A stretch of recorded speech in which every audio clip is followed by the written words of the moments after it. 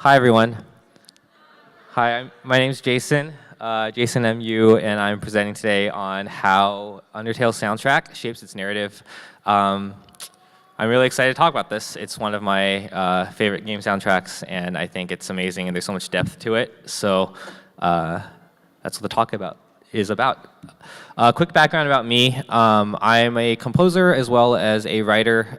So I compose mostly piano music, some electronic, some orchestral, and then also I write about video game music. So I write, I studied music at UC Berkeley, and so I write, my articles are all like analyses of video game music from a sort of Western classical analysis point of view. And my goal is always to tie the theory back to the narrative of the game and the goals of the game in terms of how the composer or the creator of the game wants you to feel when you're playing the game.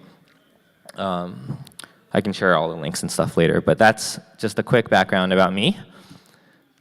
I'm going to be using a lot of musical examples, like scored, written out examples in this talk. I just wanted to, out of curiosity, like how many of you know how to read music? Oh, perfect. Okay. So most of you will already know what this is, but if you don't, I just want to, this talk should be accessible for everyone. So if you don't know how to read music, that's totally okay. Basically, what you need to know for this talk to be able to follow along is that each dot on the staff is a note. If it goes up, then the note goes up in pitch. If it goes down, then it goes down in pitch. The ones that are closer together tend to be faster. The ones that are held out longer are held out longer. So let's take this as an example.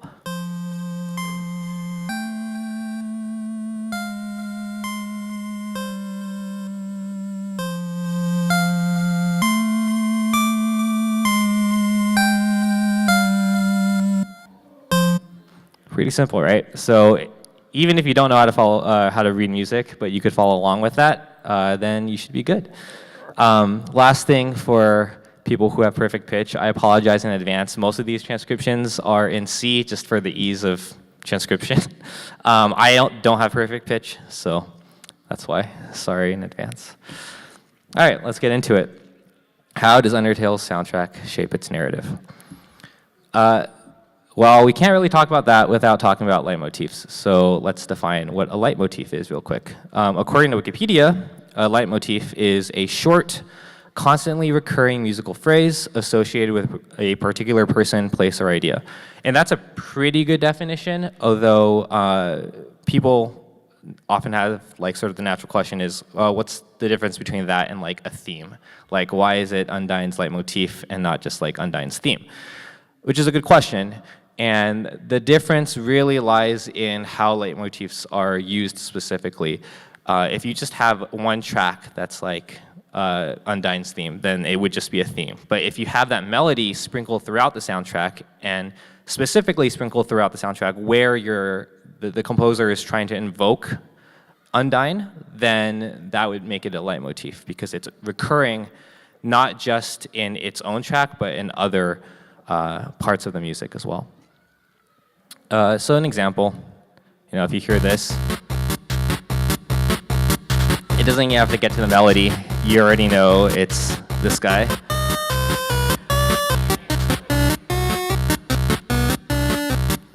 So yeah, that's a leitmotif. Let's get into it. All right, so first we're going to talk about the Undertale theme, meaning the main theme of the game, and how that specific leitmotif elicits a feeling of home. So when you boot up the game, the first thing you hear is the Undertale theme, played over basically what is the background narration for the plot.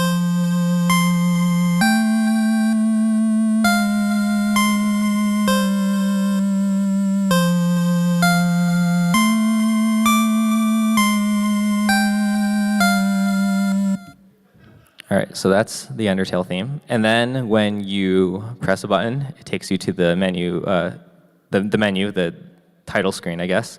And again, you hear the Undertale theme.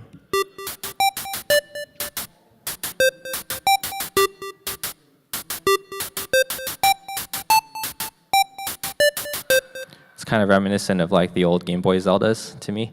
But either way, whether at that point, you've heard it in the title screen or at the intro, and then you've heard it in the title screen. At this point, you've sort of internalized, consciously or subconsciously, you've internalized this melody, and you've internalized it as like the main theme of the game. And that's important because that moment of recognition is important because when you go off and adventure and you're hearing all these new things, this is sort of the anchor in your mind that you'll come back to. And let me show you what I mean. So the next time you hear this theme is actually in Toriel's house in Home, in the track Home. And it comes in a little bit later than, so after a bit of an intro.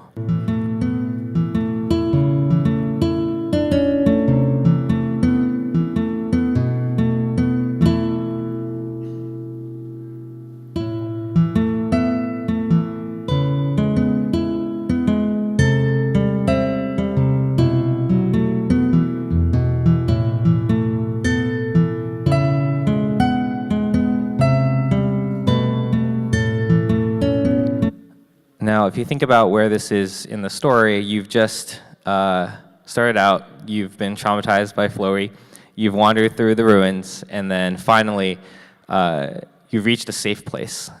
And that feeling of safety is enforced by you hearing something that you're familiar with. And it's further sort of reinforced by the yellow sort of soft palette of the area, as well as the gentle sort of guitar treatment of the theme. We see this again in the track Hotel for the same reasons. It's a safe sort of checkpoint after you've been wandering through Hotland.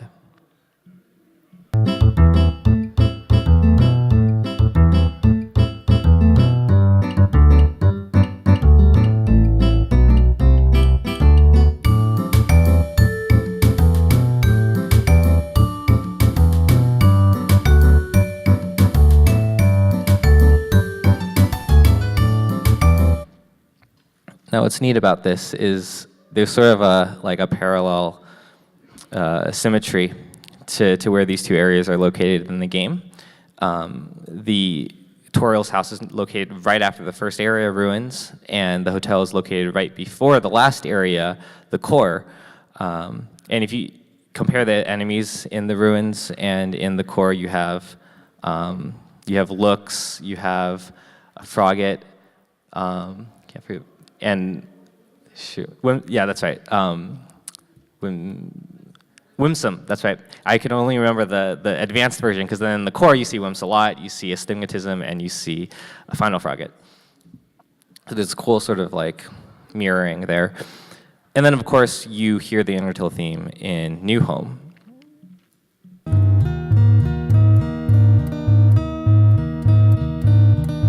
Sort of a magical moment because you don't expect to hear it. You expect it, the final boss's lair.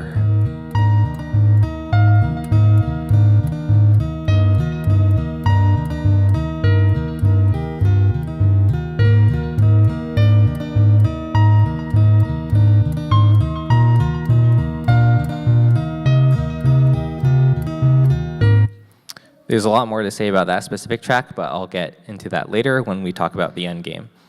So next, I want to talk about how Leitmotif establishes continuity in Undertale. So what I mean by that is, in most typical like action RPG adventure games, your protagonist sort of travels through a lot of different areas, and the typical thing to do is to write music that sort of evokes the feelings and the associations you have with that specific area. And as a result, you often get a lot of really, really different sounding music within the same game. So what I mean by this is, like, let's take Ocarina of Time as an example. You have like Zora's Domain, which is like steel drums and like sort of giving this sort of like tropical feel.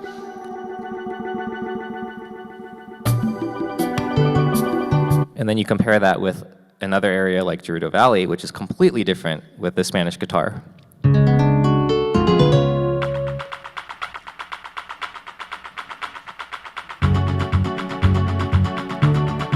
Now, Undertale does the same thing in that it's writing different music for each of the different areas, but what's interesting is that in Undertale, you get the sense that when you're playing through it, that all of the different areas are actually connected, in that they're all sort of part of a single unit.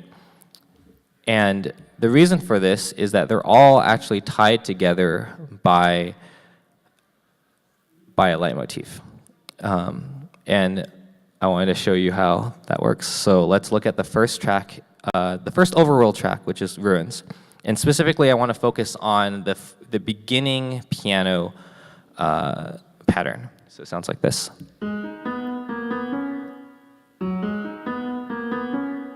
And then the melody comes in, but we're not talking about the melody yet. We're just talking about that accompaniment. I'm going to call this the Overworld Ostinato. And ostinato is just a fancy term for like a musical pattern that repeats over which other stuff is played. So just think of it as like an overworld like loop. So that's what the Overworld Ostinato sounds like in Ruins. But let's break this down. So I don't want to get too into the weeds for the music theory in terms of music theory, but if we break this 6-note motif into two halves, we have this red section, which let's listen to it again. So just that 6-note motif. The first 3 notes in red I call establishing home, and into music theory terms, it's establishing the tonic. It's establishing where the tonal center of the track is. So those first 3 notes do that, and then the next 3 I call the rising 3. It's just a rising 3-note pattern. So that's all this is. This Overworld Ostinato that I've defined is just the 6-note pattern, with the first 3 being establishing home and the next 3 being the rising 3. All right, now let's listen to Waterfall.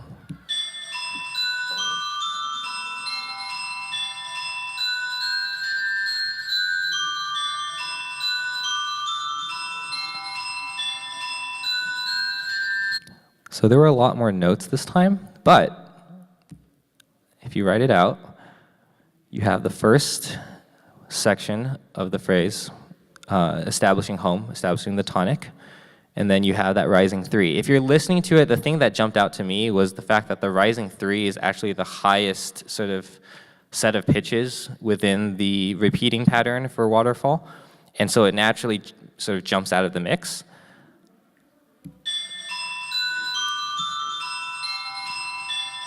There it is.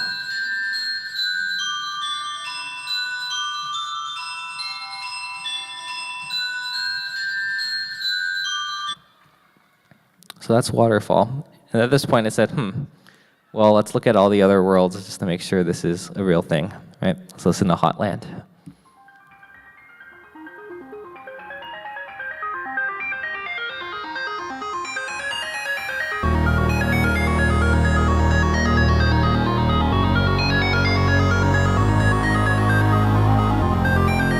Oh, let me play that one more time, sorry.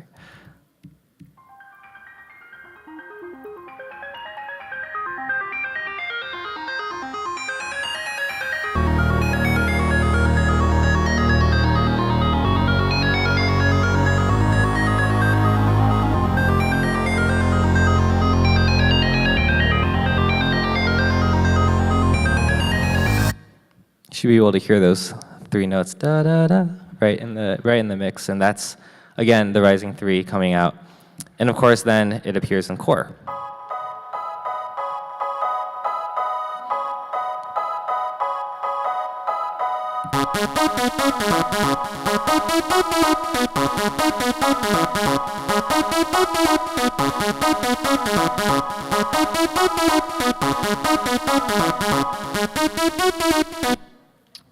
So what's the point of all this, right? On a practical level, it saves time. You just have to write that specific pattern once and then just sort of iterate on it and make a few changes. But it's also satisfying from a player's point of view. When you're sort of playing through, you start to hear these patterns, and it gives you the idea that you're sort of listening to like a larger work of music, sort of like a Beethoven symphony or something like that, rather than sort of each individual disparate track. In the context of the game, it gives the player the idea that everything is sort of connected, and it's satisfying. It sort of ties up all these sort of different ideas into one neat package. So we talked about how the ostinato, or the background sort of repeating pattern, establishes continuity. We can also talk about how in these same tracks, the melodies serve as structural markers. Specifically, if you look at the melodies for the 4 overworld areas, it splits the game into two sort of thematic halves. So let's go back to the ruins. And this time we're going to focus on not the background, but the melody.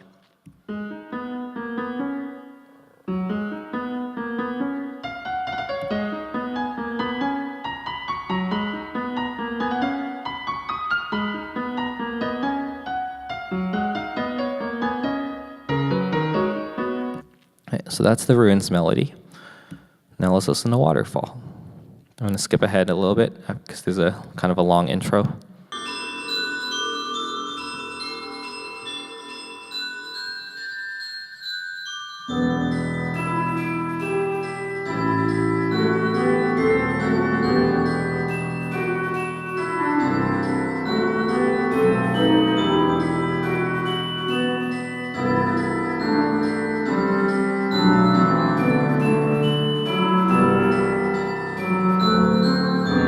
So they share the same melody. This is true too when you look at some of the smaller tracks. This is the track Quiet Water, which is also in the Waterfall area.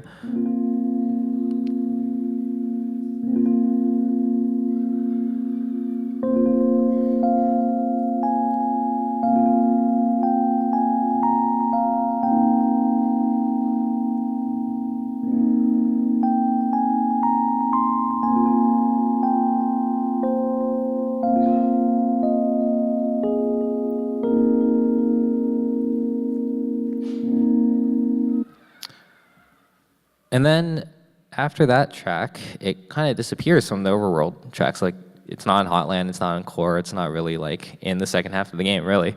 And you may be wondering why that is. The last place, and the answer to that is the last place this melody shows up in the battle against Undine.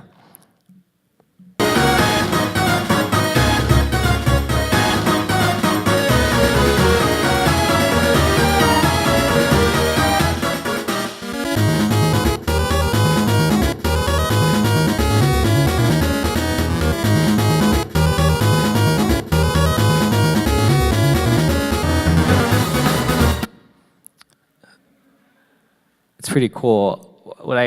The way I think about this is like Undine is sort of the boss for the first half of the game, and so after you defeat her, this melody disappears. It's like this represented the first half of the game. It's sort of brought to its final sort of iteration in the Undine battle, and then after you defeat her, that's it for the melody. So we can see how it's the same thing for the second half of the game. Let's look at Hotland. The two melodies, I'm gonna show two melodies here. They're both sort of played by this kind of ghostly sounding, almost kind of like a voice-like synth. And I'll pull up the scores when the melody comes in.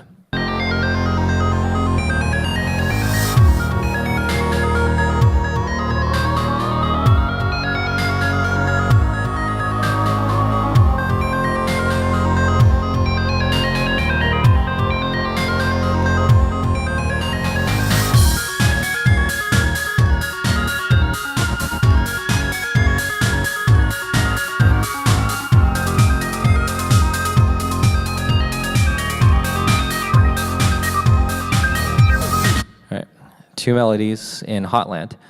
Now let's listen to the core. Again, this is about a minute into the track. These have longer and longer intros.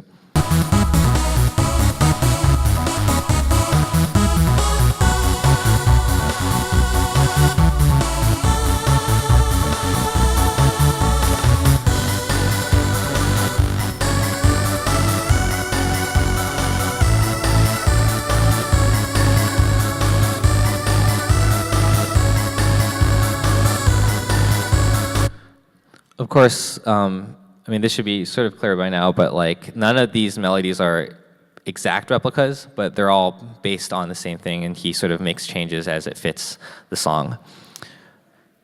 And of course, if Undine closed out the melodies in the first area, in the first half, then Metaton makes sense to be the one to close out the melodies in the second half.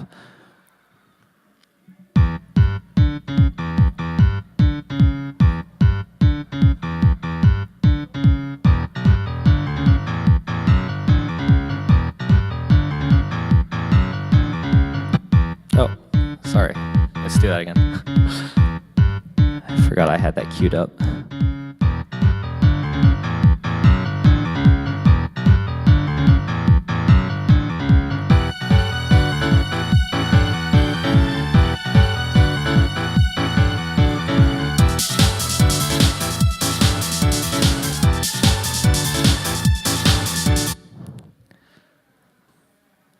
So to summarize, we have a leitmotif that I've sort of called the Overworld Ostinato that sort of finds its way within the sort of like the rhythm section or like the accompaniment section of all 4 Overworld tracks. And then we have the melodies, which are much more apparent in each of these tracks, and those are only shared by each respective half of the game, which are then closed out by the bosses of those halves. It's pretty cool. It's like very neat and symmetrical. I like looking at that. But at this point, you may be asking, hey, what about like the whole snow area? Isn't that like, it's completely not included in this? And when I did this analysis, I realized that and I was like, oh crap, like, what does this mean? Well, there's actually a very good explanation. So let's talk about the snow area, right? So the whole snow area is tied together by one specific melody. It's the one you see on the screen. So let's listen to the snowy track.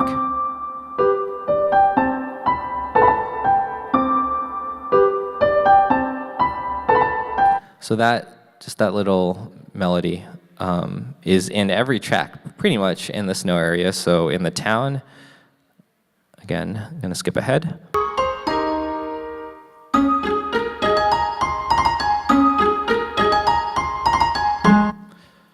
It's in the shop.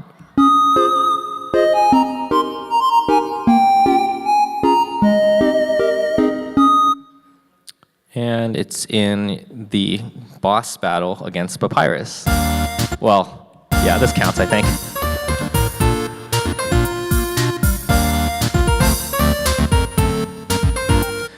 So if you had to characterize this this melody, I would say it's like very happy, it's very cheerful. And that made me realize I believe that the snow area of the game is actually strategically placed in the game to encourage players to use the spare mechanic. So when I played Undertale for the first time, I basically went into it knowing nothing about the game. And so I killed Toriel, and I felt really, really bad. And then after that, you enter the snow area, right? And you meet all these funny characters. You meet Sans and Papyrus. You go to the town, and you meet all these like cute monsters, and everyone seems really nice. And you're like, why do I have to kill these guys? Like, I don't want to fight. I don't want to kill this dog. And so the fact that all of this is sort of self-contained in this one area and that all of it is sort of defined by this really happy, cheerful melody, I think it's basically Toby Fox's way of telling us, hey, maybe you should try out that spare mechanic if you haven't yet. So that's why Snowdin has its own area and its own leitmotif. All right, cool. So we've talked a lot about structure and the different overworlds. Let's talk about characters now, because there's a lot of them, and it's not just like this is Undine's theme, this is Papyrus's theme. It's, if you look into it, there's a lot to be gleaned from how the motifs are used and how it shows us different aspects of the characters' relationships as well as their development. So let's talk about Undine first. So most people think of Undine's theme as the battle theme against Undine, but you actually hear her leitmotif before that when you're hiding from her in the tall grass. And this is sort of the most simple version of the leitmotif.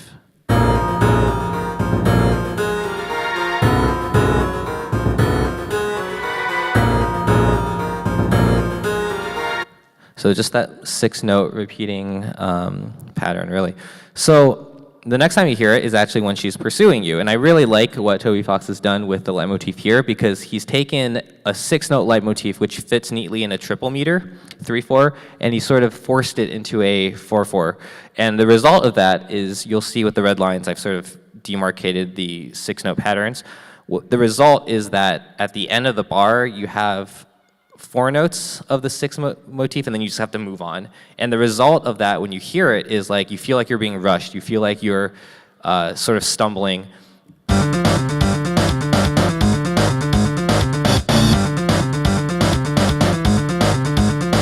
It's just really cool use of leitmotif to like establish a certain feeling. And then, of course, we have the battle theme that everyone knows and loves.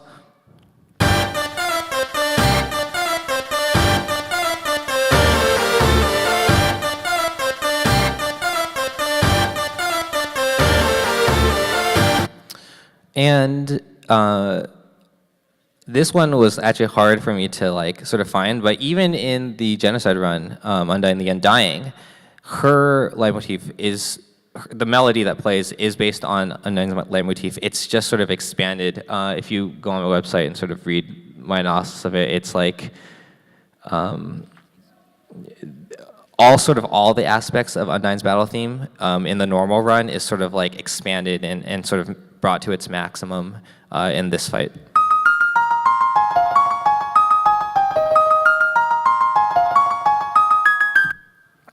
So that's Undine.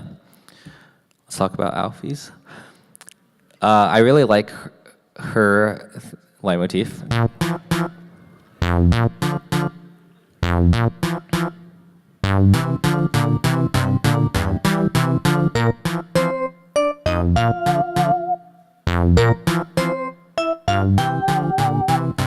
And the reason I like it so much is the first 5 notes are just the first 5 notes of a major scale.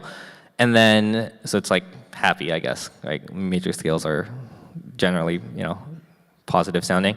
And then the second half is a major scale, except halfway through it like jumps up a key, which is like, to me, it's like a perfect musical analogy for like her sort of overbearing, like overly helpful personality. So I just thought that was cool. Of course, there's a dark side to Alfie's as well. So in the True Lab, all they did was add thirds, major thirds on top of her melody, and make it sound by a choir-ish thing, and it's really creepy.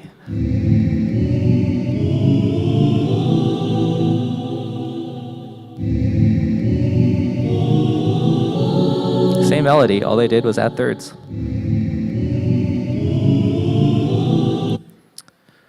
There's other cool things with Alfie's theme. The little bird that carries you across the gap. I call this bird Alfie's bird. It doesn't say in the game, but the melody kind of indicates that it is. Maybe it's just the helpful leitmotif, I don't know.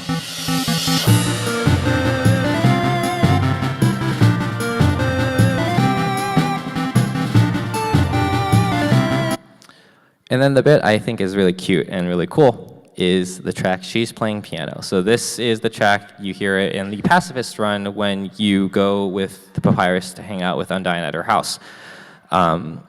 So when you approach the house, you hear this.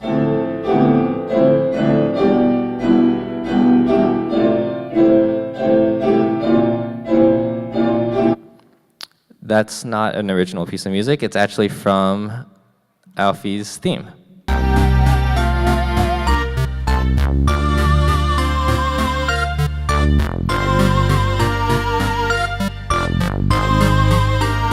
Now, what I like about that is it like hints at their relationship. Like you don't know this at this point in the game, but it clearly shows that the two are intertwined, which is cool. All right, now let's talk about Mettaton. So in the game, when you're first introduced to him, Alphys describes him, or what she says is, originally I built him to be an entertainment robot. And now he's an unstoppable killing machine with a thirst for human blood. So appropriately then, Mettaton has 2 leitmotifs. There's Mettaton the Entertainer.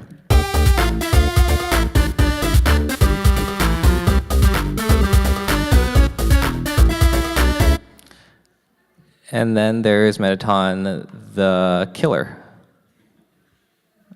I'm going to jump ahead.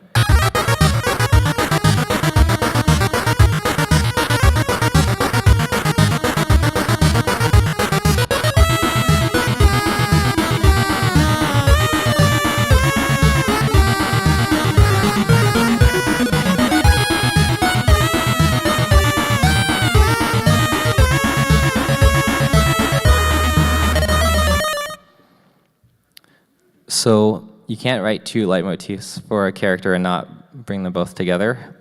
So of course, in Mettaton's boss battle, you get both. Oh, skip ahead a little bit. There's a long intro for this track, so.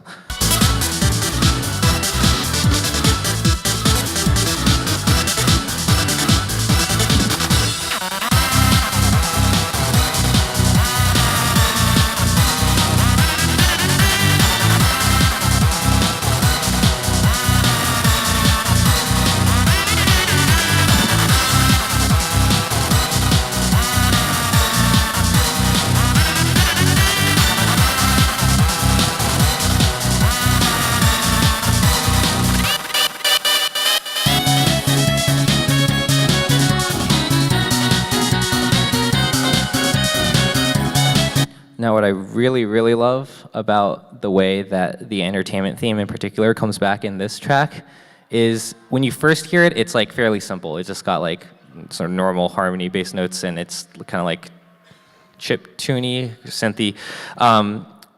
When it comes back in this boss battle, it's like in a whole new context. It's got like saxophone, the harmony is a lot more rich, and it's like a perfect musical analogy for Mettaton like achieving his new body, right? It's like a perfect musical representation of that transformation, and I love it. So that's Mettaton. Let's talk about everyone's favorite flower. Also, like Mettaton, has two separate leitmotifs. So there's the happy one.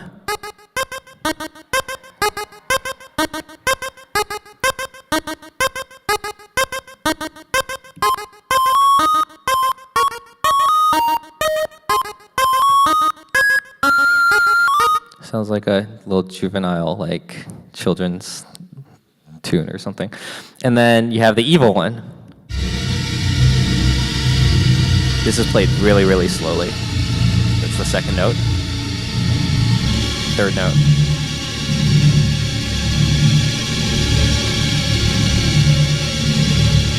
Fourth note.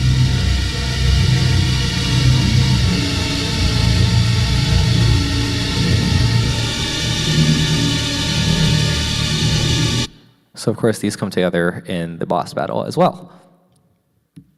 Oh, all right.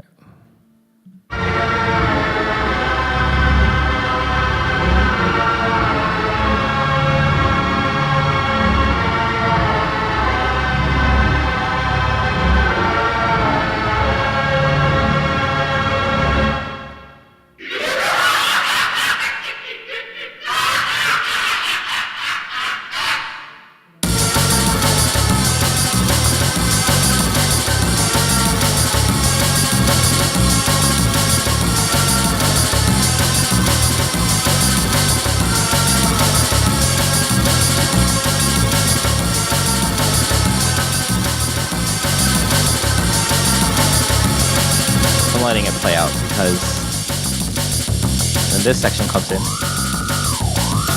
right?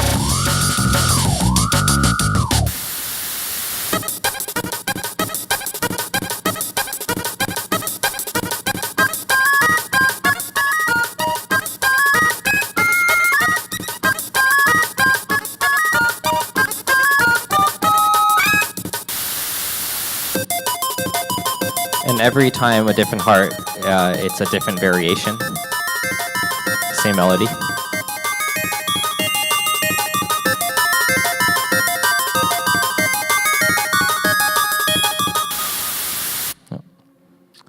So that, all right, now the goats, Toriel and Asgore. So we talked about ostinatos before, so hopefully you're kind of familiar with the term now. They share a ostinato that I've dubbed the Royal Ostinato. So let's listen to Toriel's first.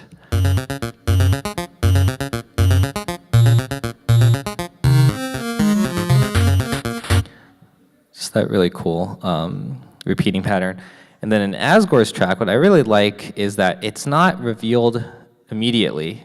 It's sort of like held back for a while, and then it comes in later. It's sort of like an analog for how you didn't really know who Asgore was at the beginning, and then when you go to your home and you finally meet him, you're like, oh.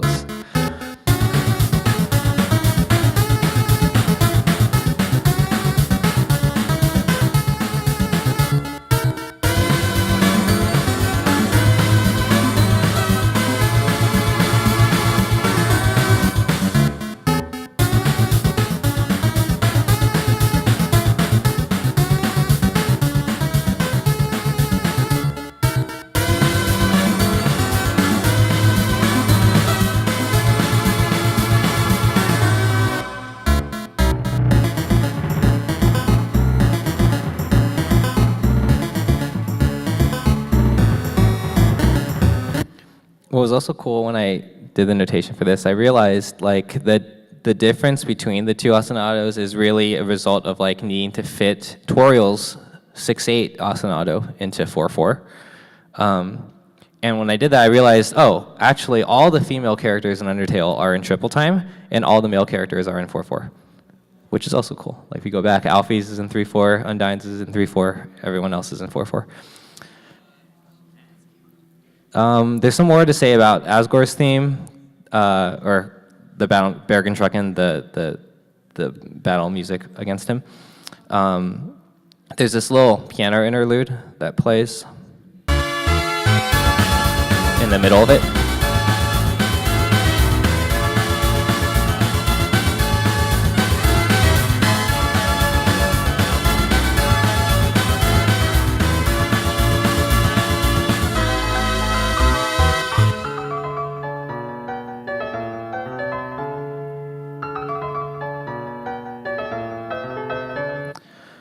So, unless you were like really, really good at this game, you probably heard this at some point because it's the game over music.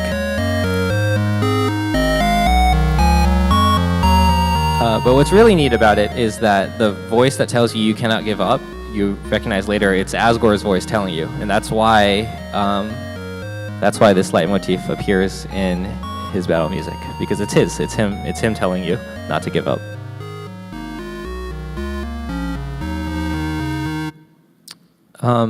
Okay, so now I'll talk briefly about, oh shoot, there's one more thing. Why is Undine there? So this is at the very, very end of the battle music against Asgore. So if you recall, I think Undine says that she trained with Asgore. So there's a little call out to her.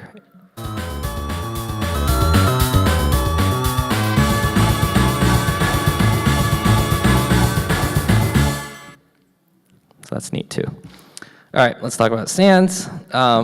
It's not as complicated starting here. It's sort of just, I'm just finding stuff that I think is cool. So Sans' melody.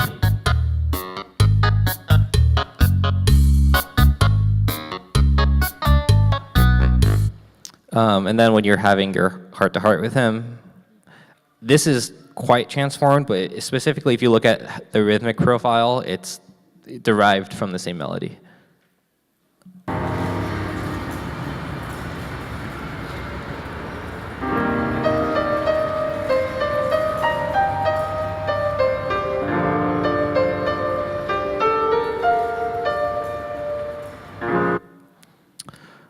Let's talk about the mini-bosses.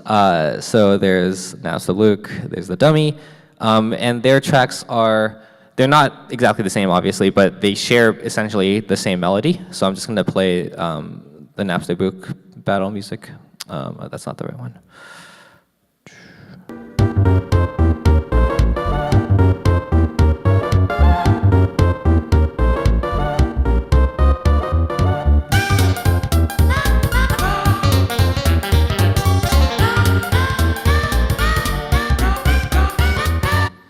I did say trio though, So, of course, the last one in the trio is Muffet.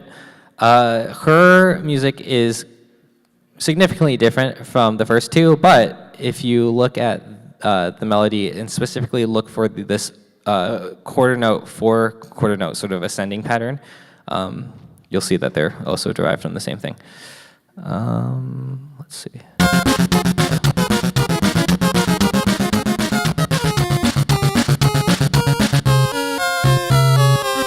And I've highlighted in red where like those specific things are matching the melody above. There's some more connections, specifically the melody that comes in about like 2 minutes? Yeah, 2 minutes into the into Muffet's battle.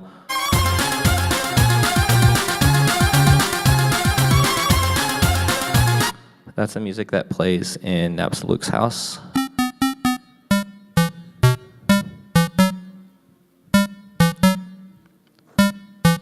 So maybe they're just all sort of like creepy bosses or something that ties them all together. The battle theme gets reused as well.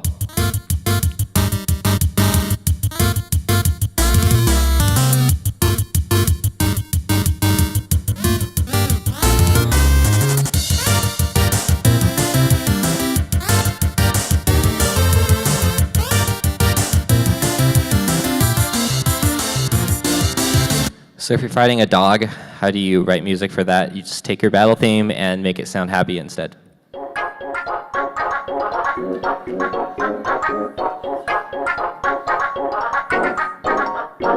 It's the same melody, basically. All right, so we've talked a lot about different characters. Let's talk about the end game now, because there's a lot of, as is typical with a lot of video games, at the end of the game, sort of everything comes together. All the motifs that you've heard throughout the game sort of get tied up nicely. And I want to start with the track New Home. This is, I think for many players, it definitely was for me, like one of the most memorable moments in the game. And so, of course, we've talked about how the Undertale theme appears in this track. Let me put that.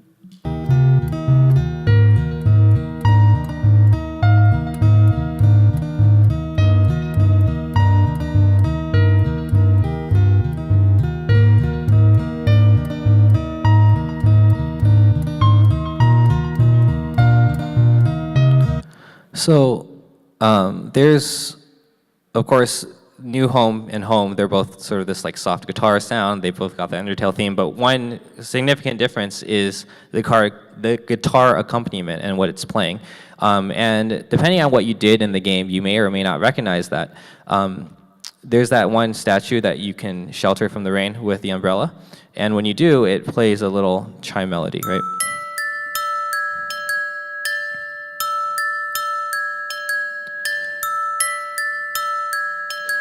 So I've sort of dubbed this the compassion theme or the compassion leitmotif, just because I feel like sheltering something with an umbrella is kind of like the sort of quintessential act of compassion. So let's call it that. And what was really cool about this is if you think back all the way to the very first track of the game, when you hear the Undertale theme by itself, when you're hearing that, you're getting the story of like this conflict between humans and monsters, and it's sort of pretty cliche. It's like, yeah, humans and monsters are fighting, and blah, blah, this thing happened. When you come to New Home and your expectations are subverted, you're realizing, oh, this isn't actually like some scary final boss area, and you learn the truth about what happened in the past. You're hearing, again, the Undertale theme, but this time with compassion overlaid, and it's awesome. So you have the compassion theme, played by the guitar.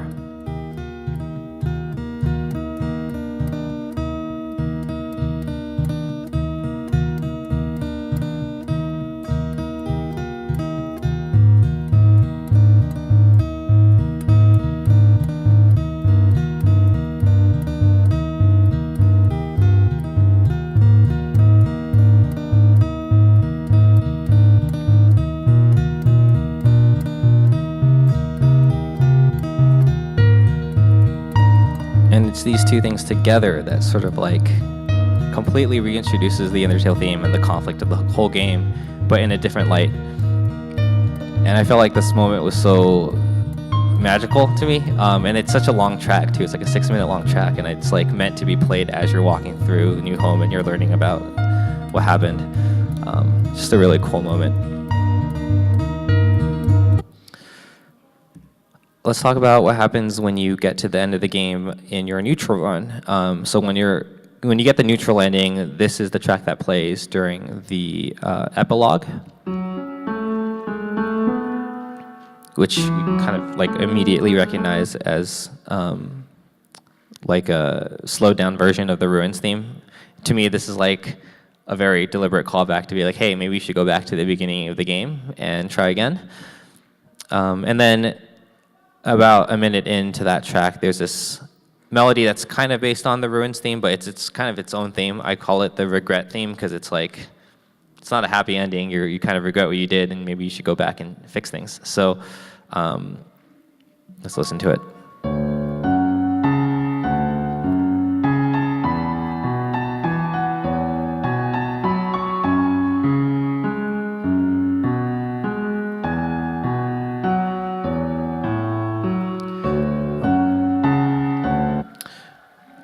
What's interesting to note about that and the way it's played, like it sounds really depressing and sort of like final, like this is the end. And a lot of that has to do with the way that the left hand in the piano plays like on each quarter note exactly on beat, and it makes it kind of sound like a funeral march in a way.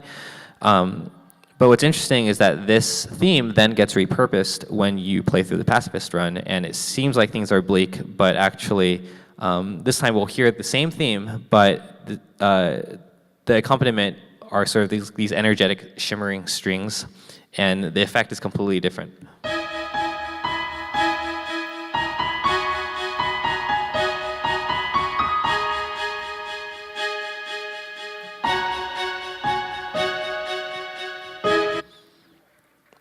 So that's the regret theme and how it's repurposed in 2 different ways.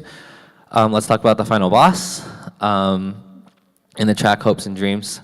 So there's 3 different leitmotifs that are really called out here, and I'll sort of highlight them as they come in. So, of course, the Undertale theme.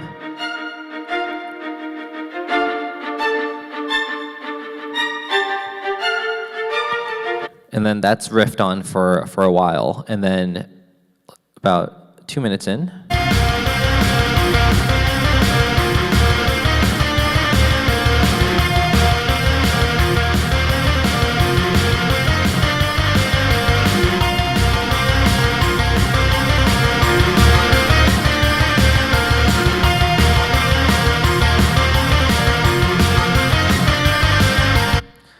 that might have been hard to hear because I think the bass is really loud, but it was the happy flowery theme, basically.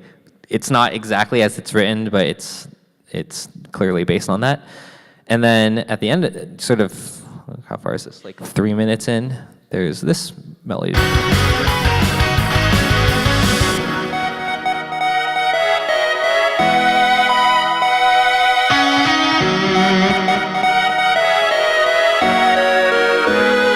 Now, what I really like about this is it sort of shows the like the whole point of the battle, right? Ultimately, you only get this battle when you play the pacifist run, and like what was the point of the pacifist run? It's to, or what was the point of this battle, right? It's to pacify Azrael. It's not to kill him. And so you start out with the Undertale theme, sort of like setting the stage, and then you have the happy flowery theme, and then finally you progress to like this Snowden area theme, which is all about the spare mechanic. It's all about, hey, you're supposed to spare him because that's what the music is telling you. So I thought that was cool too. There's like sort of a progression from where you started and where you're going to end up. And then, of course, when you talk to him at the end, you get the compassion theme. He even says that. Or you call it Azrael's theme, either way. But yeah, it sort of ties it all nicely together. And that is it. I hope you enjoyed.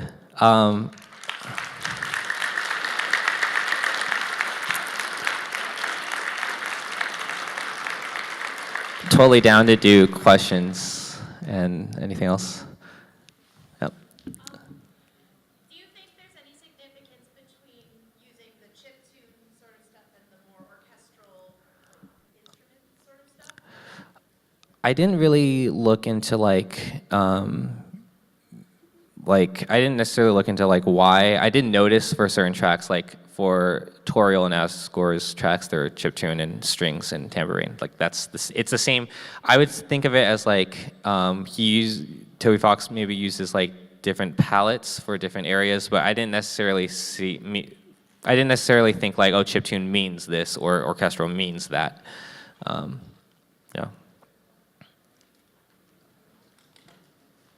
Yep. Another medium. Yeah. Oh, yeah. Actually, is there someone that could? Yeah, I'll just repeat the questions. That's fine. The question was, what was my favorite track? It's another medium. Yep. You mentioned that one of the songs reminded you of the Game Boy Zelda songs. Were there any other spots where you felt like there were references to the video game themes, and did that influence how it was interpreted? Definitely heard influence. I think the track that plays when you fight against the amalgams is very, very Earthbound. And I think the game is very influenced by Earthbound, but I think I didn't necessarily think about what that meant necessarily. I think it's just he was using things that he liked, which makes sense.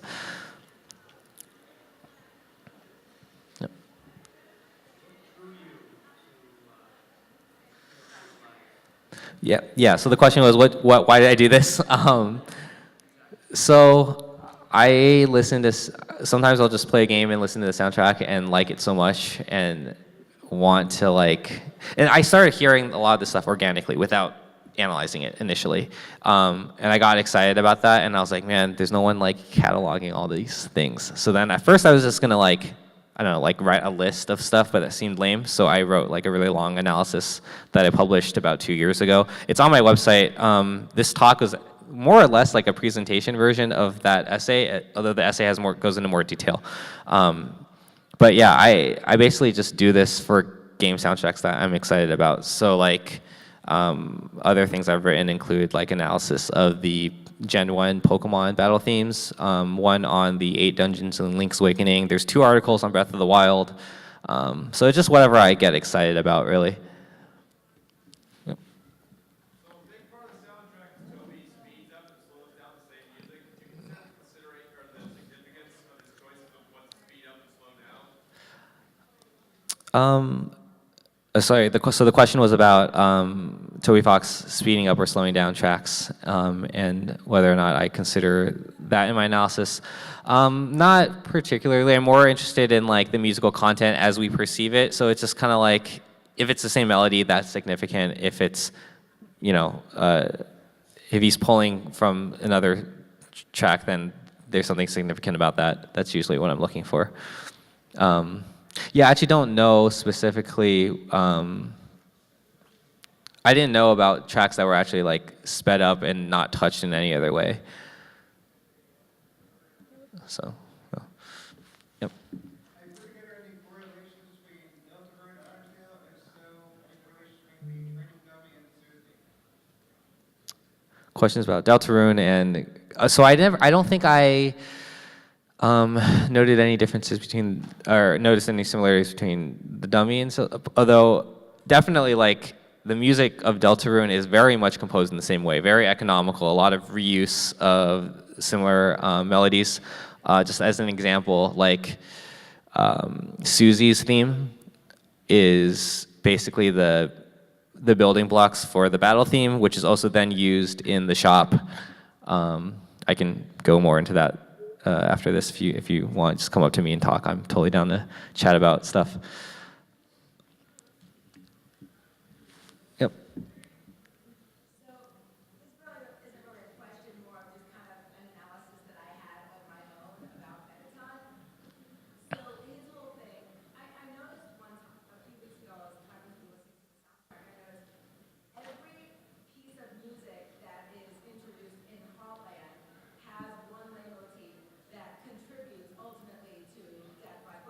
Yes. Yep. But there was one exception, and that is Undertale Physical. Oh my love. Oh, okay. Yeah. After you defeat him. So my analysis is each part of Hotland, it's like contributing to building a robot. But then after you beat him, his true theme comes out. Like Undertale's whole thing is about the power of soul and determination. That's the theme of his soul as opposed to his robot body. I really like that analysis. That's cool. Thank you for sharing.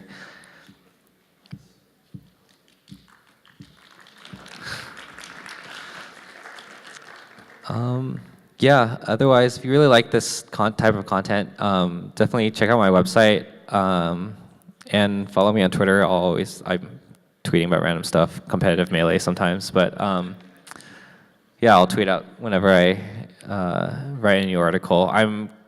I kind of toyed with the Delta Rune article for a while, but I don't think I'm going to write it just because it's not a complete game, and I don't think that much to say about it.